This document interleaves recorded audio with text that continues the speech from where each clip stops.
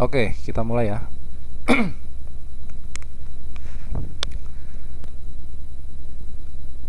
Saya buka.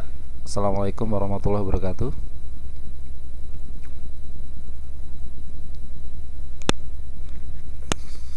Ya, selamat malam saya ucapkan kepada seluruh siswa dan siswi kelas 11 semester 3 di program pendidikan kejar bakat saya kesetaraan Taiwan di bawah lembaga kejar lembaga, kok saya lupa. Bakti Jaya Indonesia ya. Baik, malam hari ini kita memasuki pertemuan yang ketujuh karena pernah 2 kali kita kosong ya. Dan minggu kemarin, mohon maaf sekali saya ucapkan, saya tidak bisa masuk karena kondisi badan saya sedang sakit, sedang drop ya, sedang batuk dan tidak keluar suaranya. Untuk malam hari ini masih sedikit batuk, masih tahap penyembuhan, jadi dimaklumi ya nanti kalau misalnya banyak breaknya, minum ataupun tarik nafas atau untuk mengistirahatkan tenggorokan. Sebenarnya sudah fit, saya sudah bisa kemana-mana kemarin, sudah mulai beraktivitas lagi. Cuman ini masih sisa-sisanya, kadang masih gatal sedikit ya tenggorokannya. Tapi insya Allah suaranya tidak hilang. Ya, selamat malam. Yang baru masuk silahkan duduk dan silahkan langsung bergabung dan menyimak materi pelajaran pada malam hari ini. Baik, dari 14 siswa yang sudah berhasil masuk di kelas bahasa Indonesia pada malam hari ini, apakah ada di antara kalian yang tidak bisa dengar suara saya ataupun tidak bisa melihat papan tulis yang sudah saya perlihatkan, yang sudah saya sediakan? Kalau misalnya ada yang belum bisa mendengarkan suara saya ataupun tidak bisa melihat papan tulis, silahkan komentar terlebih dahulu sebelum saya memulai materi bahasa Indonesia pada malam hari ini.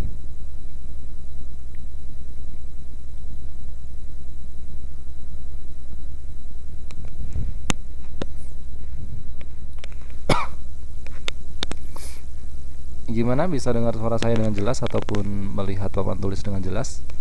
Atau ada yang mengalami gangguan tidak bisa dengarkan suara saya? Silakan saya cek terlebih dahulu.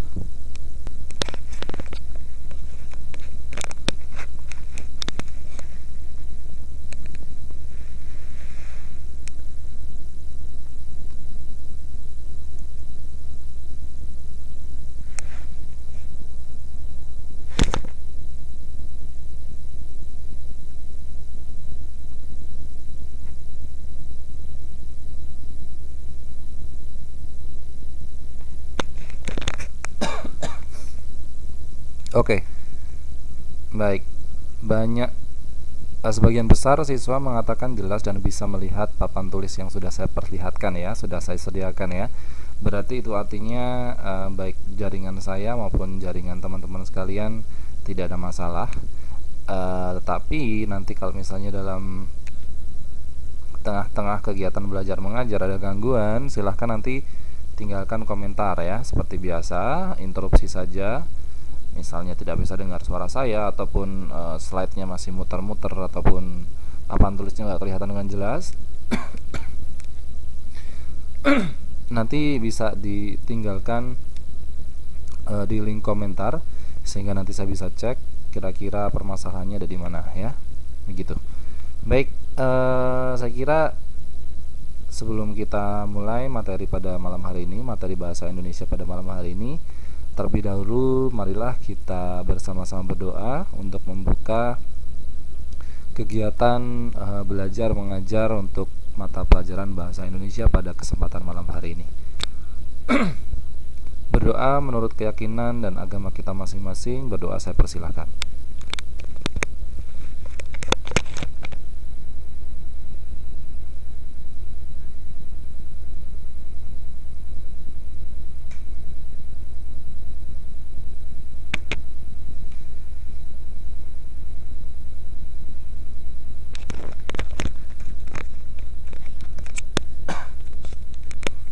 Oke, berdoa selesai. Saya ucapkan selamat datang dan silahkan bergabung kepada teman-teman yang baru masuk, bisa masuk ya. Silahkan langsung bergabung saja karena pelajaran akan segera dimulai ya. Baik, mudah-mudahan dengan tadi dibuka dengan berdoa menurut keyakinan dan agamanya masing-masing. Mudah-mudahan pelajaran yang akan kita lalui pada malam hari ini bisa berjalan dengan tertib, lancar, dan bisa diambil manfaatnya bagi kita semua. Baik, kita akan bertemu selama kurang lebih 2 jam pelajaran ya, secara real, tetapi 3 jam pelajaran, 2 jam untuk bahasa Indonesia. Kemudian setelah bahasa Indonesia selesai, nanti kita akan lanjutkan di pelajaran selanjutnya, yaitu pendidikan kewarganegaraan. Jadi saya harapkan teman-teman sekalian tidak ngantuk, tidak lesu ya. Vivi Larasati tidak bisa masuk ya. Oke, nggak apa-apa Mbak, nanti biar lihat rekamannya saja ya. Setelah materi selesai saya uploadkan dan saya akan bagikan di link kelas, di link komentar. Jadi nanti tolong beritahu Vivi untuk cek rekaman atau recordingnya ya di di link komentarnya. Aduh, sebentar. Gawat ini suaranya. Pelan-pelan ya. Oke. Teman-teman sekalian, malam hari ini kita masuk di skill bahasa Indonesia yang baru. Jadi materi baru, yaitu tentang wawancara ya. Saya kira teman-teman sekalian sudah tidak asing lagi dengan istilah wawancara, dan mungkin sebagian dari kalian pernah melakukan wawancara ya, baik ke temennya, kemudian ke seorang narasumber. Kalau ada dari kalian yang suka nulis, kemudian nulis blog, kemudian suka menyampaikan sebuah berita ya, biasanya berita itu kan berasal dari narasumber ya. Nah, sebelum jadi sebuah berita, biasanya teman-teman atau orang-orang yang mau membuat berita itu kan harus wawancara terlebih dahulu ya, mengetahui sumber informasi dari informan atau seseorang yang memiliki kapasitas untuk menyampaikan atau ditarik informasinya ya, begitu. Seperti biasa saya ingatkan kepada teman-teman sekalian dari 16 siswa yang hadir, bagi yang tidak berhalangan sembari mendengarkan pelajaran dari saya untuk bahasa Indonesia, karena kita banyak latihan ya, kita akan banyak latihan untuk penjelasan teorinya mungkin hanya separuh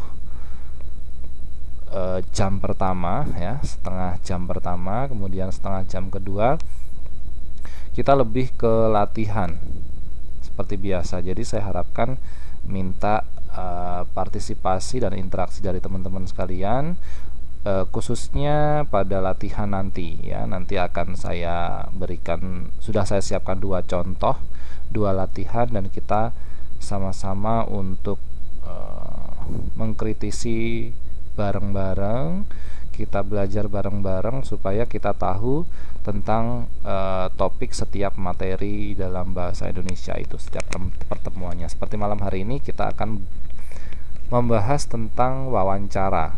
Dalam hal ini adalah dari sisi orang yang mewawancara ya, kita bisa merangkum sebuah wawancara ya, bagaimana kita bisa merangkum isi dari wawancara. Jadi kalau kita lihat wawancara ada 2 orang misalnya, yang satu yang nanya, yang satu yang menjawab. Nah, nanti kita itu sebagai orang yang melihat sesi wawancara itu, bagaimana kita bisa merangkum secara baik, secara benar tentang isi wawancara tersebut.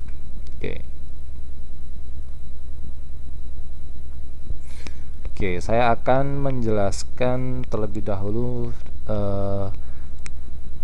topik wawancara ini dengan pendahuluan terlebih dahulu.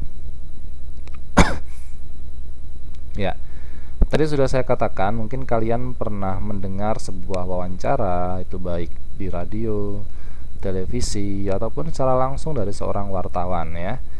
Mungkin kalau di Taiwan sana ya, kalau nggak salah waktu saya di sana kemarin ada salah satu stasiun TV yang dia itu suka meliput tentang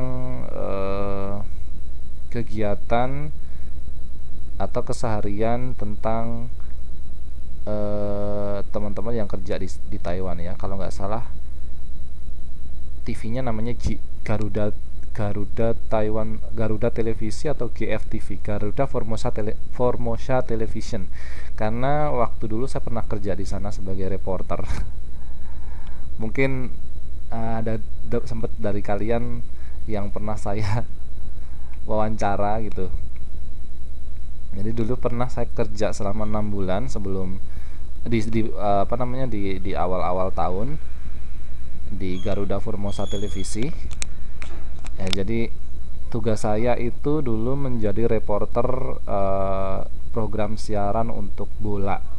Jadi kita punya apa namanya punya program untuk siaran bola streaming gitu via Garuda Formosa TV, tapi masih digodok sehingga kemarin masih belum bisa ditayangkan, dan saya kerjanya itu mewawancarai narasumber-narasumber yang dia hobi bola di Taiwan ya. Berarti saya enggak ya, sebagian besar sih putra ya, teman-teman BMI yang putra yang saya apa namanya interview, yang saya wawancara ya. Sebagian sedikit wanita. Kadang kalau saya ketemu di Taipei Main Station gitu, saya tanya suka bola mbak, nggak pernah lihat ya mas, sukanya sinetron ya, jadi ya nggak jadi wawancara gitu ya. Nah itu, nah salah satunya mungkin kalian pernah lihat wawancara dari radio, televisi ya, atau secara langsung seperti itu tadi. Mungkin sebagian besar dari kalian suka lihat berita, kemudian lihat acara gosip. Sebentar, sinyalnya lost punya saya.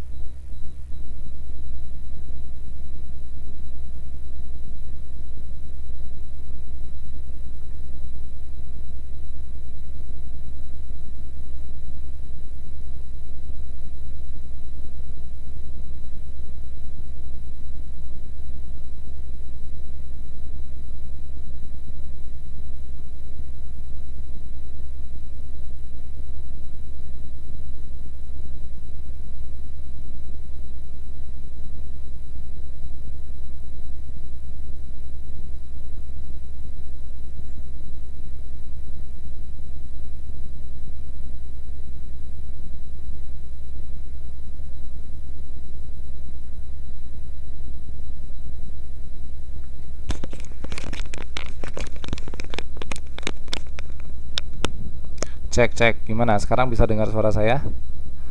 I'm back. Sorry, my signal was lost. Tadi suaranya hilang ya, sinyalnya hilang begitu saja. Ya, saya lanjutkan. Jadi mungkin sebagian besar dari kalian suka acara-acara berita, pernah lihat berita, ataupun bagi ibu-ibu atau mbak-mbak yang sekarang ada di kelas ini, mungkin sebagian besar dari kalian suka acara gosip ya, seperti apa ya acara gosip tuh di TV itu, ada Kiss, ada Entertainment News, ada Silet ya. Nah, berita-berita tersebut didapatkan, atau acara-acara tersebut, acara-acara gosip itu biasanya semuanya didapatkan dari proses wawancara interview. Jadi si Feni Rose itu biasanya dapat berita tentang artis-artis yang menjadi sorotan, itu biasanya mereka ada wartawannya yang yang melakukan wawancara gitu ya. Jadi tentu saja kalian tidak asing dengan istilah wawancara, karena itu sangat familiar dengan kehidupan kita.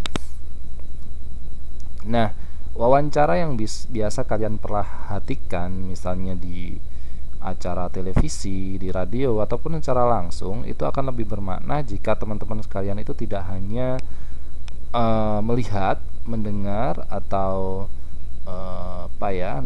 menyaksikan saja, tetapi teman-teman sekalian itu akan lebih mendapatkan informasi secara detail, secara luas gitu ya, apabila teman-teman sekalian itu saat mendengarkan, saat melihat sebuah proses wawancara, itu bisa memahami isi pokok wawancara tersebut. Nah, memahami isi pokok wawancara itu adalah yang akan kita pelajari pada malam hari ini. Bagaimana cara-caranya? Nah, nanti akan kita praktekkan bersama-sama, dan akan saya beritahu bagaimana cara untuk bisa memahami isi-isi pokok wawancara, sebuah wawancara. Iya, wawancara itu ada macam-macam, Mbak. Nanti akan saya coba sharingkan sama teman-teman ya. Di sini sudah saya persiapkan kok. Ya, pertama adalah kita akan bahas tentang pengertian wawancara.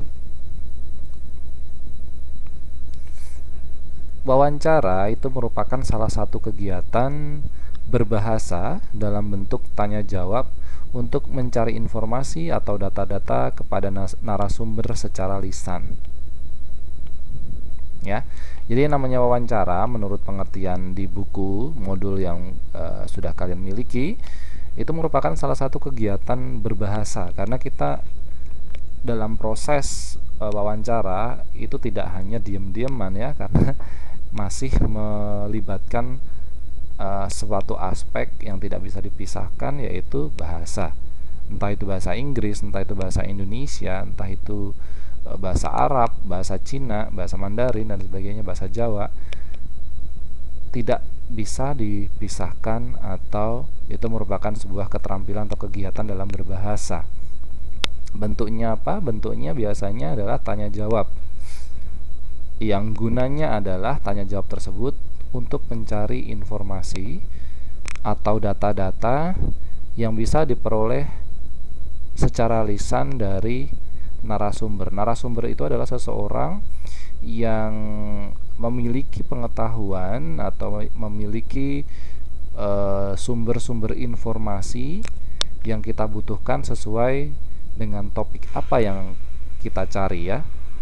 Jadi orang yang kita wawancarai ya, tentu saja orang yang kita wawancari, sebelum kita memilih orang tersebut untuk diwawancarai, kan kita harus tahu dulu backgroundnya dia apa, kemudian kira-kira dia tuh orang tepat atau enggak. Kalau misalnya kita topiknya tentang bola ya, Liga Inggris misalnya, Liga Inggris, masa orang yang kita wawancarai Pak Kiai, itu kan nggak pas ya, itu ya. Jadi seperti itu. Jadi narasumber adalah orang yang kita wawancarai, ataupun orang yang dia memiliki wawasan, memiliki sumber informasi-informasi yang kita perlukan dalam proses penggalian informasi atau data-data tersebut. Nah, ini ternyata sudah ada. Narasumber adalah orang yang dipilih karena keahliannya, kepandaiannya, dan lebih paham mengenai topik yang diangkat dalam wawancara, ya. Begitu.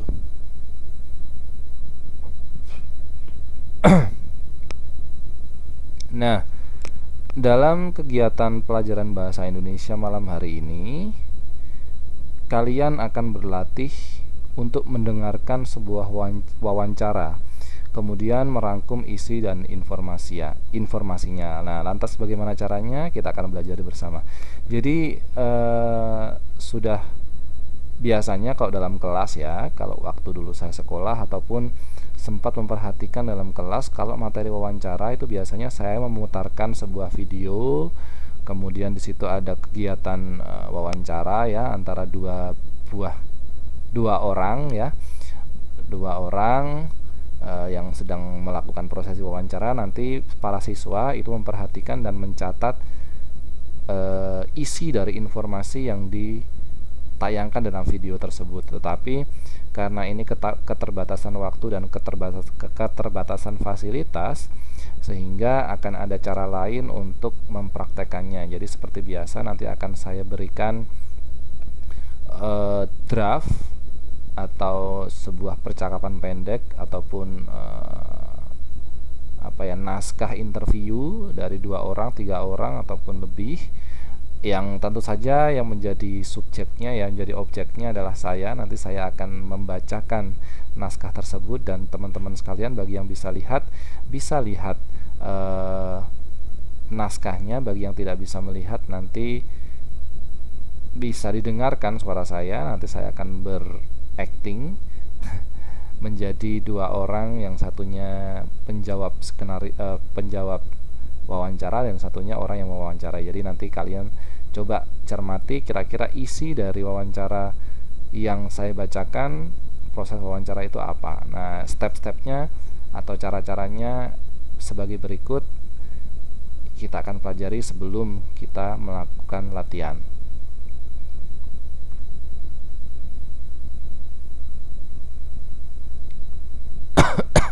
Oke.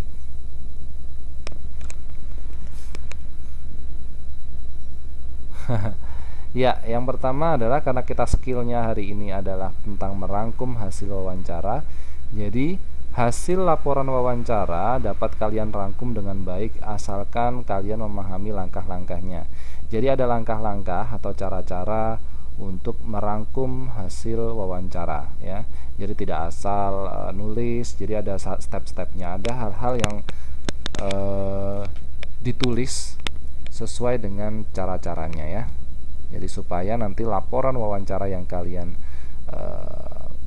tulis, yang kalian miliki, hasilnya bisa lebih baik dan kalian bisa paham ketika membaca hasil dari tulisan kalian saat memahami sebuah wawancara, ya.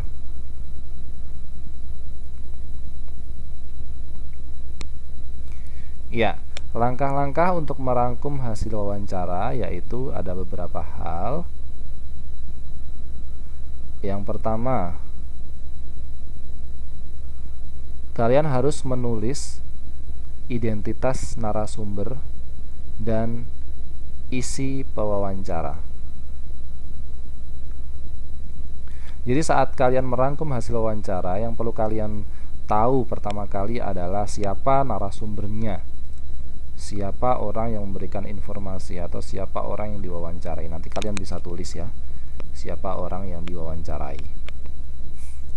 Kemudian saat kalian merangkum hasil wawancara, yang perlu kalian simak dan perhatikan adalah penjelasan dari orang yang memberikan informasi yang ditanya. Jadi biasanya nanti akan dijelaskan sesuai dengan gaya bicaranya, sesuai dengan gaya penjelasannya. Nah, itu yang akan kalian simak. Pahamilah pokok-pokok informasi yang penting dari narasumber. Jadi setiap informasi yang ditanyakan oleh pewawancara biasanya nanti akan dijawab oleh narasumber Tapi perlu kalian pahami juga, setiap narasumber atau setiap orang yang diwawancara yang memberikan informasi itu kadang-kadang tidak to the point dengan apa yang sebenarnya yang sebenarnya kita inginkan jawabannya ya. Kadang-kadang harus muter-muter terlebih dahulu kemudian baru ke jawaban yang kita inginkan. Jadi seorang yang sedang wawancara ataupun orang yang memperhatikan dan merangkum hasil wawancara itu harus jeli, kira-kira memang jawabannya itu yang mana, yang jawaban seperti apa yang kita inginkan dari sebuah pertanyaan yang kita lontarkan, yaitu yang dilontarkan oleh si pewawancara.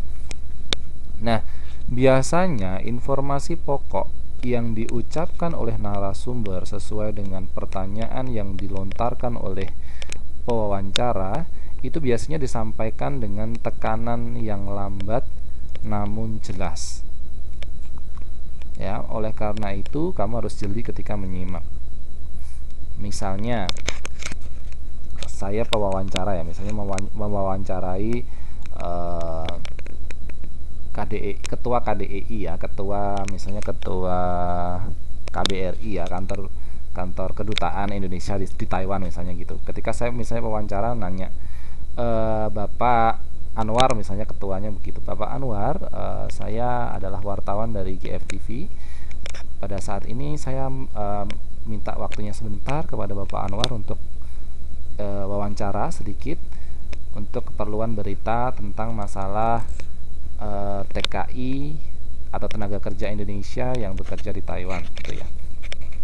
Misalnya saya tanya, Bapak bisa diinformasikan kepada media berapa sih sebenarnya jumlah tenaga kerja kita yang bekerja di Taiwan sini ya, karena mungkin ada beberapa warga Indonesia ataupun masyarakat pekerja di Taiwan sendiri belum tahu kira-kira jumlah detailnya itu berapa, karena Bapak sebagai ketua KBRI atau ketua kedutaan besar itu pasti tahu jumlahnya berapa.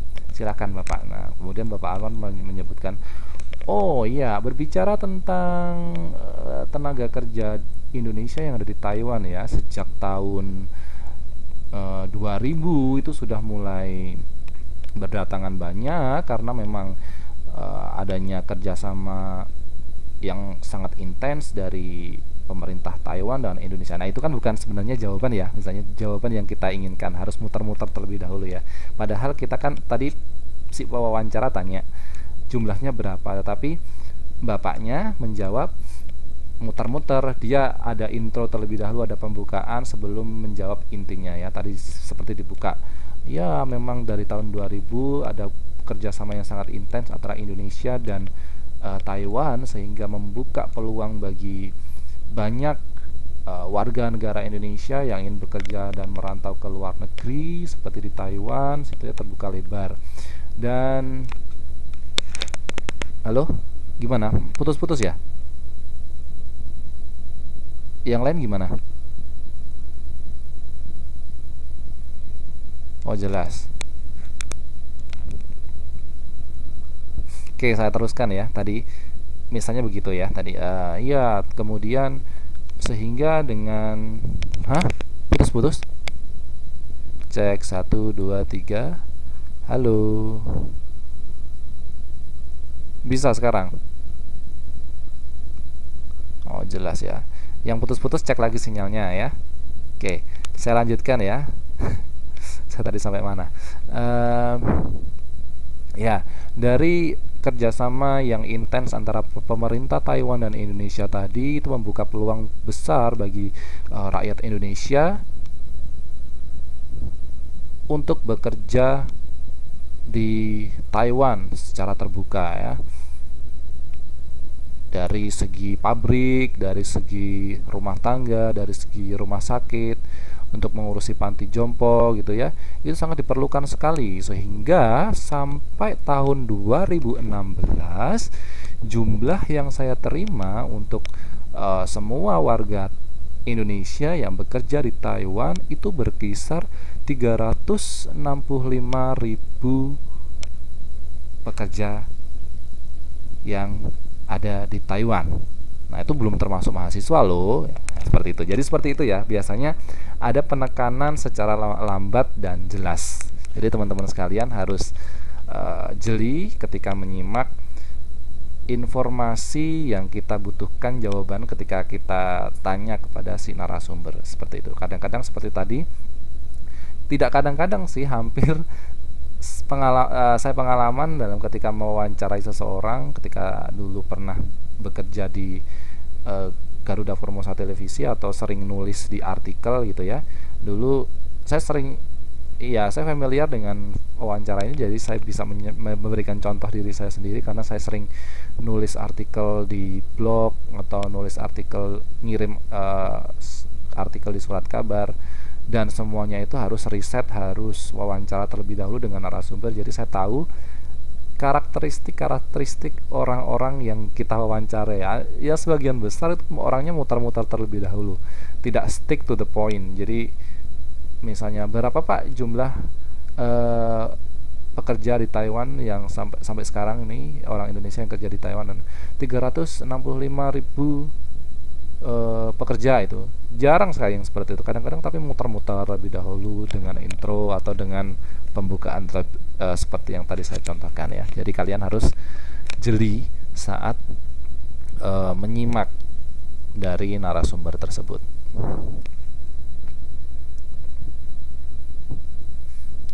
Nah, setelah kalian menyimak secara jeli, secara intens ya, secara serius, kalian buat pokok-pokok garis besar informasi wawancara menjadi sebuah kerangka uraian informasi. Nah, sehingga dari kerangka tersebut bisa dikembangkan menjadi bentuk rangkuman wawancara yang informatif, jelas, dan mudah dipahami orang. Jadi fungsinya kita belajar bahasa Indonesia di sini tentang skill merangkum sebuah wawancara itu adalah untuk bisa mengasah kemampuan kita untuk menulis, menyampaikan informasi kepada orang lain ya dari sebuah wawancara, sehingga setiap orang itu kadang-kadang berbeda dalam menyampaikan informasinya. Jadi ya ini dibutuhkan skill dan jam terbang seperti sebenarnya, tetapi tidak masalah, kita memang di sini belajar gitu. Jadi untuk mengetahui bagaimana kemampuan skill berbahasa Indonesia kita itu bisa untuk menyampaikan informasi kepada orang dan orang itu bisa memahami dan menangkap dengan baik, itu kita perlu latihan ya. Salah satunya adalah dengan bagaimana merangkum sebuah isi wawancara, kemudian kalian nanti akan tulis kerangka-kerangka informasi atau informasi pokok yang ada di dalam wawancara tersebut. Setelah kalian menemukan pokok ide gagasan pokok yang ada dalam sebuah wawancara tersebut, nanti kalian ketika diminta untuk menjelaskan kembali kepada orang lain atau kepada teman kalian yang lain, kalian bisa menjelaskan dengan mudah sesuai dengan bahasa yang kalian miliki, dengan gaya penyampaian yang kalian punya, dengan style yang style berbicara atau style menjelaskan yang sesuai dengan karakteristik kalian semua. Jadi ya terserah bagaimana caranya supaya informasi yang kalian dapatkan dari merangkum wawancara tersebut itu bisa informatif, jelas, dan bisa dipahami dengan mudah oleh orang lain. Oke. Nah, ini ada bentuk-bentuk laporan wawancara. Ya, bentuk penulisan laporan wawancara ada 3 macam. Bentuk tersebut adalah bisa penulisan dialog, bisa bentuk uraian, dan bentuk gabungan. Halo, cek gimana? Nggak bisa dengar suara lagi? Mbak Ika suaranya hilang, yang lain bisa ya? Oke, saya lanjutkan ya. Jadi kalau kalian memperhatikan wawancara, kemudian atau kalian sedang mewawancari seseorang, kalian tulis hasil dari wawancaranya ya, tadi hasil dari jawaban-jawaban yang sudah kalian dapatkan dari narasumber, dari orang yang diwawancarai. Bentuk laporan yang kalian tulis Biasanya yang orang yang dari wartawan atau orang yang mewawancarai itu biasanya ada 3 macam bentuk laporannya. Yang pertama adalah bentuknya dialog, jadi ABAB gitu ya. Pada pertanyaan ada jawabannya. Nah, itu biasanya laporannya seperti itu. Ada bentuknya uraian, jadi lebih ke penjelasan dari narasumbernya. Tadi narasumbernya bilang apa, kita uraikan.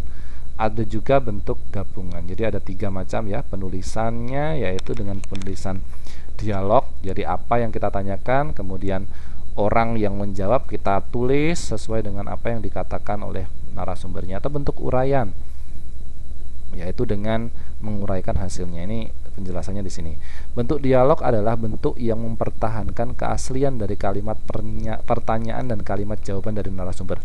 Jadi yang namanya bentuk dialog itu lebih tidak ada pengubahan di sana sini. Artinya kalau misalnya wawancara tanya A, ya di situ ditulis pertanyaannya apa, jawaban dari narasumber apa ditulis. Jadi misalnya, Pak Anwar, bisa dijelaskan kira-kira sampai tahun 2017 ini jumlah pekerja Indonesia yang kerja di Taiwan ada berapa ya? Terus itu misalnya pertanyaan A. Jadi di situ ditulis seperti itu. Semuanya pertanyaannya persis seperti yang diucapkan, kemudian narasumber menjawab sampai saat ini kira-kira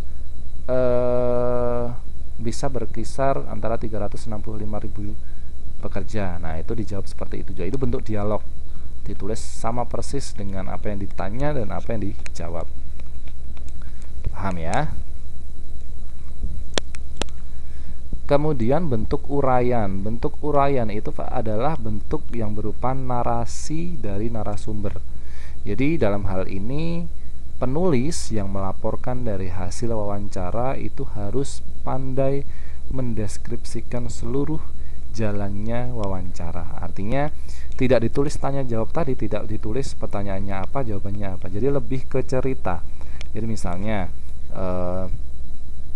pada saat Pak Anwar selaku ketua KDEI atau ketua kedutaan besar di Indonesia yang dari Taiwan ditanya tentang jumlah pekerja Indonesia hingga tahun 2017 totalnya ada berapa, Bapak Anwar selaku ketua kedutaan besar Indonesia yang ada di Taiwan menjawab sampai saat ini ada berkisar 365.000 pekerja di Indonesia yang tersebar menjadi beberapa bidang. Ada yang bekerja di pabrik, ada yang bekerja di rumah sakit, ada yang bekerja di industri rumah tangga misalnya seperti itu. Nah, itu bentuk uraian. Jadi tidak persis seperti dialog tadi ya. Pertanyaannya apa, jawabannya apa. Jadi lebih diuraikan dengan bahasa sendiri, dengan bercerita. Dalam hal ini orang yang bertanggung jawab untuk menulis itu harus pandai membuat cerita, narasi atau deskripsi dari seluruh jalannya wawancara tanpa mengurangi isi atau merubah isi dari wawancara tersebut. Nah, bentuk yang ketiga adalah bentuk gabungan, dialog dan uraian. Bentuk ini sering digunakan dalam laporan-laporan berita, ya. Bentuk laporan jenis ini penulis menampilkan sesuai dengan keadaan asli dalam bentuk langsung. Jadi digabung ya antara bentuknya dialog dan cerita, uraian. Oke, kita latihan. Sudah saya persiapkan untuk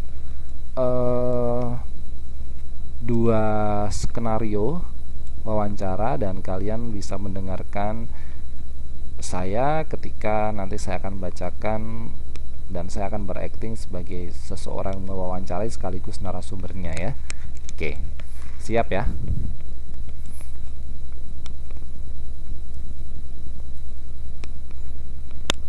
Ya. Topiknya adalah air putih dan senam otak atau brain gym. Jadi Lely Tobing.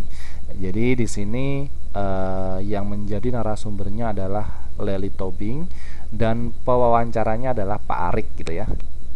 Jadi topiknya adalah tentang air putih dan senam otak atau brain gyms.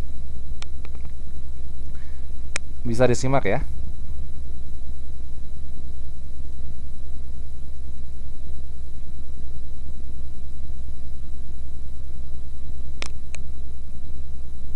Oke, saya lanjutkan. Sukses menerapkan brain gym atau senam otak pada Marco anaknya. Lely lalu menerapkan di Twinkly Stars sejak 2005. Waktu saya terapkan ke anak saya dan ternyata berjalan, saya pikir untuk anak-anak usia dini mungkin akan sangat membantu. Saya bilang sama guru-guru, yuk kita coba, ujar pemilik nama lengkap Lely Aromawati Tobing ini. Jadi saya ulangi lagi ya, agak tersendat-sendat saya bacanya. Jadi narasumbernya adalah Lely Tobing tentang topiknya air putih dan senam otak atau brain gyms. Sukses menerapkan brain gym atau senam otak pada Marco anaknya. Lely lalu menerapkan di Twinkly Stars sejak tahun 2005. Dia berkata, waktu saya terapkan kepada anak saya dan ternyata berjalan, saya pikir untuk anak-anak usia dini mungkin akan sangat membantu. Saya bilang sama guru-guru, yuk kita coba. Nah, itu yang dikatakan pemilik nama lengkap Lely Aromawati Tobing ini. Nah, saya mulai bertanya ya sebagai Pak Arik ya. Anda telah berkeliling ke banyak kota di Indonesia memberikan pelatihan brain gym. Nah, bagaimana pengalaman Anda? Kemudian Lely Tobing menjawab, pengalaman saya pasti ibu-ibu kelihatannya antusias. Pengalaman saya yang pasti ibu-ibu kelihatannya antusias. Memang pesertanya ibu-ibu usia 28 hingga 35 tahun. Ada yang lebih muda, tapi tidak banyak. Ada juga beberapa peserta yang ikut terus. Ini kan berpindah-pindah, itu datang terus. Saya senang, tapi saya selalu katakan di akhir acara karena keterbatasan waktu, saya bilang, ada kok bukunya, yang penting saya bagikan kepada mereka tipsnya. Lakukan berulang-ulang, jangan dipaksakan. Lakukan dengan nyaman, dengan rileks. Toh intinya lebih pada waktu yang berkualitas dengan anak. Dan itu sudah saya terapkan juga kepada anak saya. Lanjut. Ya, kemudian saya bertanya, Anda belajar brain gym di mana? Kemudian Ibu Lelinya menjawab, teman saya yang menganjurkan saya memakai brain gym untuk anak saya, Marco. Sekolahnya juga baru menerapkan brain gym. Akhirnya saya ikut workshopnya. Kebetulan workshop itu dilakukan di Jakarta, tapi diorganisir oleh institusi dari luar negeri. Ini pun tidak selalu ada. Kadang-kadang kalau kita mau memperdalam ilmu kita harus ke Australia, ke Singapura untuk mendukung brain gym ini. Terus saya terapkan ke anak saya. Pokoknya sebelum belajar kita lakukan dulu, habis itu belajar. Kemudian saya tanya lagi, saat diterapkan kepada anak Anda bagaimana hasilnya? Kemudian Ibu Lely menjawab, instan, langsung saya lihat fokusnya membaik. Terus untuk hafalan saya tanya, dia bisa jawab, tapi tidak bisa 2 jam. Saya lihat mulai blank lagi. Saya lakukan lagi, saya ulang lagi proses itu. Nanti dia akan membaik untuk jangka waktu tertentu.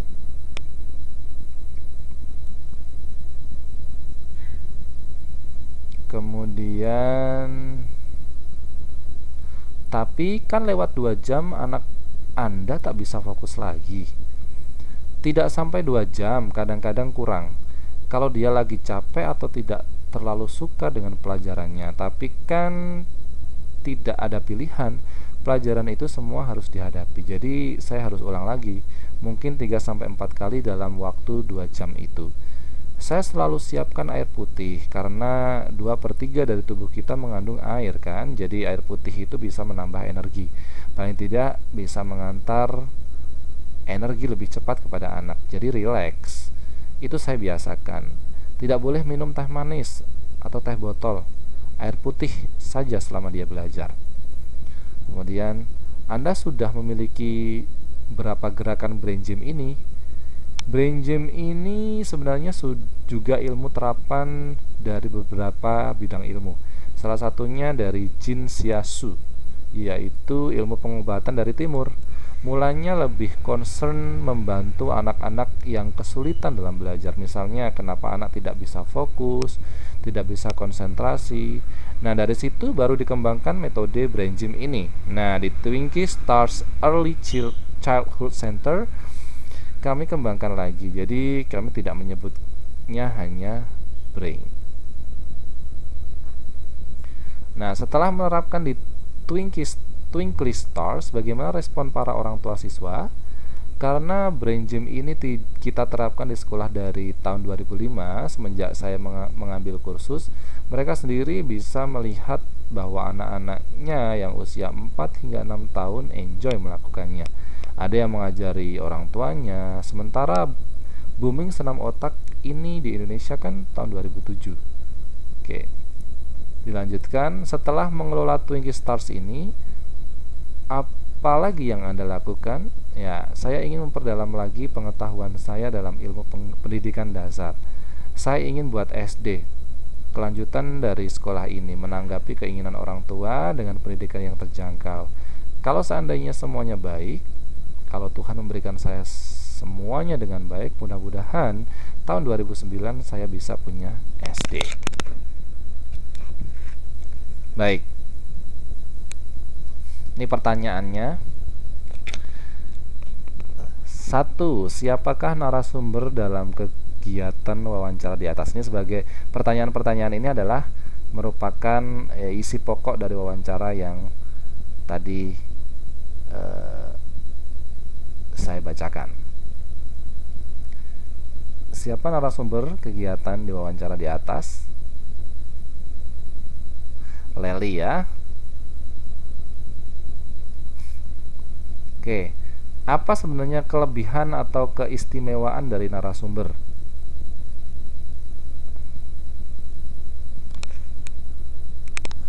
Keistimewaan atau kelebihan dari narasumber Mbak Leli tadi apa kira-kira?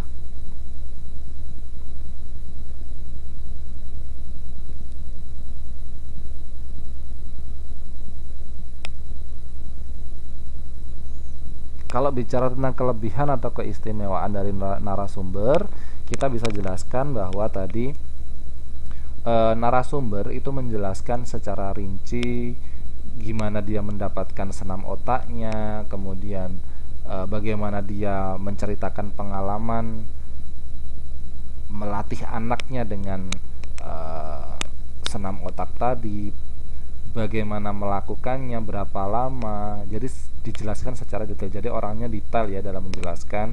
Kemudian dia punya visi atau rencana ke depan yang jelas tentang pengembangan brain gym atau senam otak itu sendiri gitu. Oke, ya waktunya tinggal 10 menit. Saya ada satu contoh lagi yang mungkin bisa memberikan kalian sedikit gambaran. Oke. Ada dua orang yang bercakap-cakap. Nah, ini salah satu contoh dari bentuk wawancara yang laporannya berbentuk dialog. Jadi kalian bisa lihat dan bisa memperhatikan ya. Oke, yang pertama adalah wartawan. Selamat pagi. Kemudian Andi menjawab, "Selamat pagi, ada yang bisa saya bantu?" Wartawan bilang, "Begini, kalau kamu tidak keberatan, saya akan mewawancarai kamu tentang sesuatu. Boleh kan?" Andi bilang, "Boleh saja, tentang apa ya?" Wartawannya mengatakan, "Tentang kehidupan kamu. Nama kamu siapa? Sejak kapan kamu menjadi pengamen?" Andi menjawab, "Nama saya Andi. Saya menjadi pengamen sudah sejak 3 tahun yang lalu." "Mengapa kamu memilih menjadi pengamen?" "Ya, untuk mempertahankan hidup dan membantu keluarga." "Apa kamu pernah sekolah?" Andi menjawab, "Pernah." Wartawannya kemudian tanya lagi, "Sampai tingkat pendidikan apa kalau boleh saya tahu?" Andinya mengatakan, Saya pernah sekolah di sekolah dasar tapi tidak sampai tamat sih. Kemudian wartawan bertanya, mengapa? Andi menjawab, karena orang tua saya tidak sanggup membiayainya. Wartawannya tanya lagi, di mana saja kamu ngamen setiap harinya? Andi menjawab, di jalan dan di rumah-rumah. Wartawannya tanya lagi, berapa hasil yang kamu peroleh setiap harinya? Andi menjawab, ya tidak tentu, kadang-kadang paling banyak 30.000 rupiah atau nggak sampai 100 NT dolar ya. Kemudian wartawannya tanya lagi, terus hasilnya bisa digunakan untuk apa? Andi menjawab, untuk makan. Wartawannya tanya lagi, bagaimana sikap pengguna jalan atau pemilik rumah saat kamu ngamen?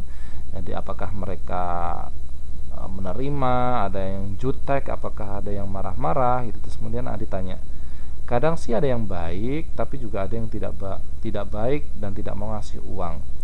Oke, pertanyaan terakhir. Sebenarnya apa sih cita-cita kamu selama ini?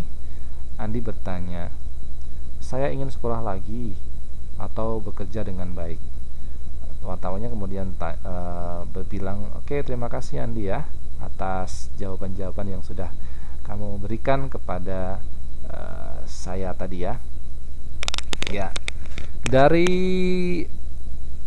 wawancara tersebut isinya ya, kira-kira siapa narasumbernya?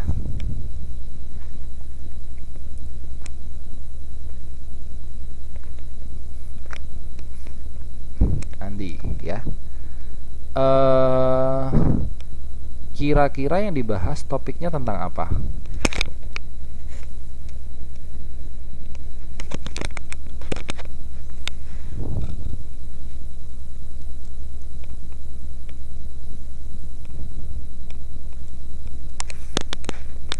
Mengamen. Ada yang lagi?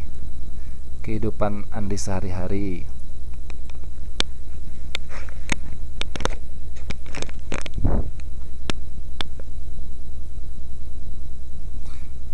Kehidupan seorang pengamen ya. Baik. Ya. Kenapa sih tadi narasumber bisa menjadi seorang pengamen? Ada alasannya. Kenapa?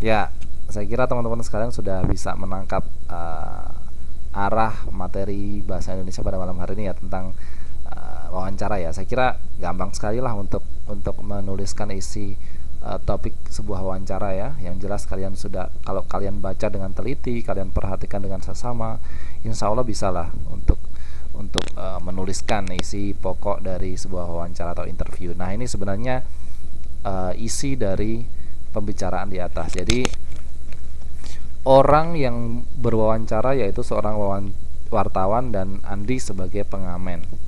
Ya, tadi wawancaranya dibuka dengan sapaan dan salam. Nah, ini sangat penting sekali karena biasanya seorang wawancara seorang pewawancara ini bukan milih, Mbak, ini isinya. Bukan A B C D suruh milih, itu bukan. Ini isi pokok dari pembicaraan tadi. Ada 4 kalau bisa saya ringkas gitu ya. Jadi yang kedua adalah pembuka wawancara yang berupa sapaan dan salam. Jadi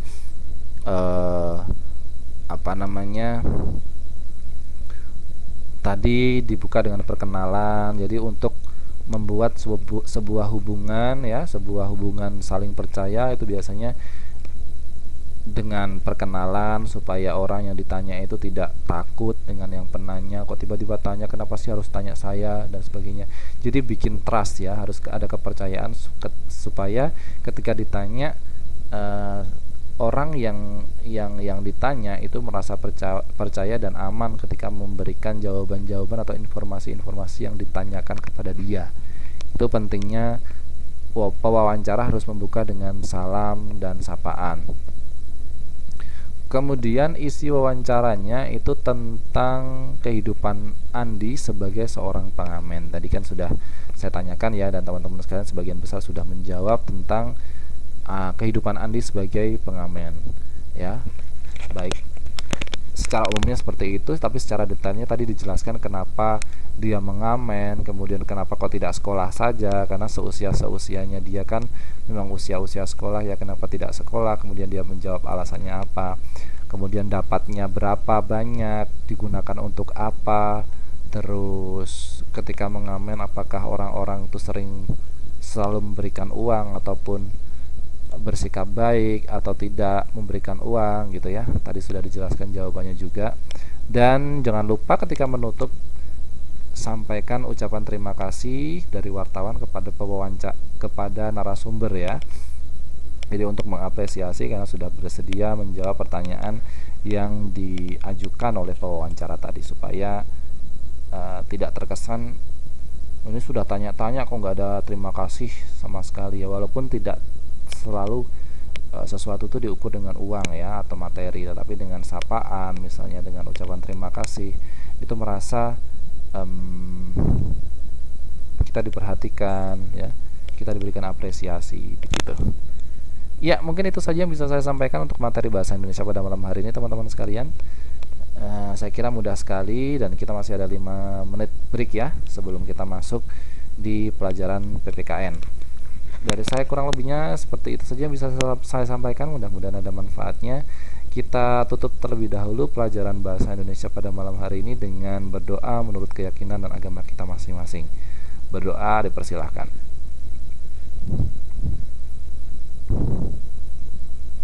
Berdoa selesai, baik saya tunggu di pelajaran PKN ya. Kita pindah di kelas selanjutnya. Saya akhiri. Assalamualaikum warahmatullahi wabarakatuh, dan sampai ketemu di kelas PKN.